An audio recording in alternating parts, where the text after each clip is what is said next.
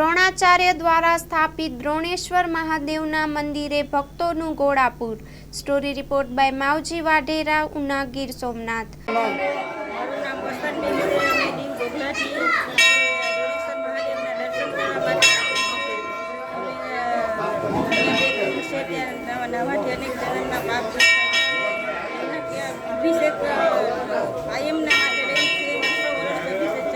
पानी क्याँथी आवे छे हजी नगर कोई जाणी शकता नथी।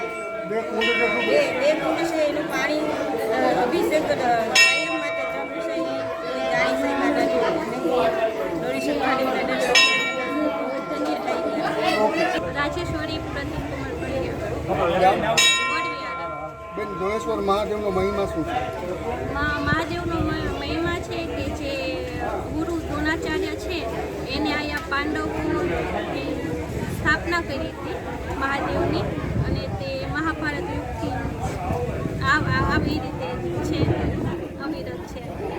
મહાદેવની માથે સતત જળાભિષેક કરે શું? ઘણા વર્ષોથી જે અભિષેક છે મહાદેવનો એ ચાલુ છે, જે મહાભારત યુગથી કહેવાય ને છે એની જે સ્થાપના દ્રોણેશ્વર મહાદેવ શ્રાવણ માસનો સોમવાર દરમિયાન ત્યાંથી ચાલુ। દર્શન કરીને તમે કેવી અનુભૂતિ મેળવી? ધન્યતા અનુભવ થાય છે કે મહાદેવના અમને દર્શન થાય। અમારા ઘરે અમે દર્શન કરવા આવ્યા છીએ, કારણ કે અમારે અમાસ હોય કે ગમે હોય સાવનું દર્શન કરવા આવ્યા છીએ, અમને સારું અનુભવ થાય છે। મારું નામ મોતીબેન છે। અમે ગીર સોમનાથ જિલ્લાથી આવ્યા છે, વેરાવળ ગામથી। અહીંયા દ્રોણેશ્વર મહાદેવના મંદિરે દર્શન કરીને અમે ખૂબ જ ધન્યતા અનુભવી છે। આજે શ્રાવણ મહિનાનો ત્રીજો સોમવાર છે, અમને ખૂબ જ આનંદ થાય છે અહીંયા આવીને। બાજુમાં બે પવિત્ર કુંડ છે, ત્યાં નાહવાથી ચામડીના રોગો દૂર થાય છે। દ્રોણેશ્વર મહાદેવના મંદિરે ગંગાજી જળાભિષેક થાય છે, અત્યંત દીપસિંહ ઝાલા, ગામ ખાપડથી આવું છું, ઉના તાલુકામાં। અત્યારે હું દ્રોણેશ્વર મહાદેવના દર્શન કરવા આવેલો છું। બહુ પુરાણિક જગ્યા છે, માતમવાળી જગ્યા છે, વર્ષોથી આ પૂજનીય છે। ગુરુ દ્રોણાચાર્યએ હજારો વર્ષ પહેલાં આની સ્થાપના કરેલી છે, ને અહીંયા જે શિવલિંગ છે મહાદેવની એ અવિરત એનો અભિષેક મચ્છુંદરી નદીને કાંઠે છે। અદ્ભુત દ્રશ્ય છે, અહીંયા હજારો માણસો અહીંયા દર્શન કરવા આવે છે ને બહુ સરસ છે। આનો શ્રાવણ મહિનામાં અન્નપૂર્ણ ચાલુ છે, ઉપર આશ્રમ છે, ગાયોનું ગૌશાળા છે ને બહુ સરસ કાર્ય છે અહીં જગ્યાએ। ને હું તો એવું અનુરોધ કરું કે બધા દર્શન કરવા આવે ને બધાની મનોકામના પૂર્ણ થાય છે દ્રોણેશ્વર મહાદેવની દયાથી। ગૌમુખમાંથી અવિરત પાણી ચાલુ છે, એ દુષ્કાળ હોવા છતાં પણ અવિરત ચાલુ અભિષેક ચાલુ છે દાદાની ઉપર। બસ એ જ।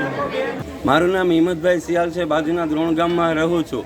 ગીર સોમનાથ જિલ્લાના ગીરગઢડા તાલુકાના દ્રોણ ગામ નજીક દ્રોણેશ્વર મહાદેવનું મંદિર આવેલું છે। દંતકથા એવી છે કે મહાભારતના યુદ્ધ પહેલાં ગુરુ દ્રોણ પાંડવોની શોધખોળ કરવા માટે અહીં આવેલા અને શિવની પૂજા કરવાની હોવાથી એક શિવલિંગની સ્થાપના કરેલી, અને ગંગાના જળનો અભિષેક કરવાનો હોવાથી એક શિલામાં તીર મારી અને એમણે ગંગાજી પ્રગટાવ્યા હતા, જે જળધારા સીધી શિવલિંગ ઉપર પડે છે। દ્રોણે સ્થાપના કરી એટલે મહાદેવ દ્રોણેશ્વર કહેવાયા। વર્ષો થયા, એનો પ્રવાહ ક્યારેય ક્ષીણ થયો નથી। કહેવાય છે કે 5000થી પણ વધારે વર્ષોથી અહીં જે જળધારા થાય છે તે થતી જ રહે છે। જેવો દ્રોણેશ્વર મહાદેવનો ઇતિહાસ છે તેવો જ આ નદીનો પણ અહીં ઇતિહાસ છે। દ્રોણેશ્વરની બાજુમાંથી અહીંથી પસાર થતી નદીનું નામ અત્યારે તો મચ્છુંદરી છે, પરંતુ સાચું નામ તેમનું ઋષિ થોયા છે। કહેવાય છે કે દેવદારુ વનમાં ઋષિઓનો આશ્રમ હતો, અને ત્યાં નદી ન હોવાથી બધા ઋષિઓને સ્નાન વિધિમાં મુશ્કેલી પડતી। બધા ઋષિએ મળીને બ્રહ્માને પ્રાર્થના કરી। બ્રહ્માએ ગંગા, યમુના, સરસ્વતી, ચંદ્રભાગા, સરયુ, ગંદકી, તાપી, ગોદાવરી, ચિપ્રા એવી આદિ નદીઓને આદેશ આપ્યો કે તમે સૌ દેવસ્થળ આગળ પ્રગટો। બધી નદીઓ આદેશ મસ્તક પર ચડાવી અને આકાશમાંથી વરસી, અને ઋષિઓ તેમને કમંડળમાં ઝીલી અને છોડી, એટલે તે ઋષિતોયા નદી કહેવાની। પરંતુ જે ઋષિએ તેમને પ્રસન્ન કરેલી હતી તે નાથ સંપ્રદાય મચ્છંદરનાથનો તેમનો ત્યાં આશ્રમ હતો। આજે તેમની યાદમાં તેમને મચ્છુંદરી નદી કહે છે।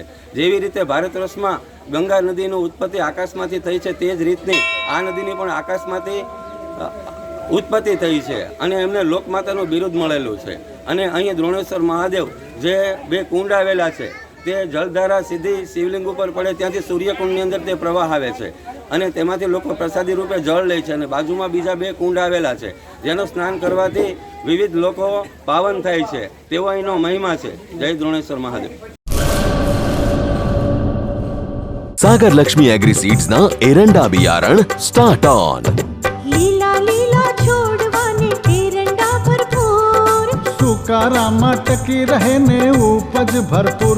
स्टार्ट ऑन एरंडा बियारण कॉस्मोस. લાંબી જાચેરી માળોમાં શક્તિ છે ભરપૂર, સુકારો ઓછો ને પાકે ઉપજ લખલૂટ. कॉस्मोस एरंडा बियारण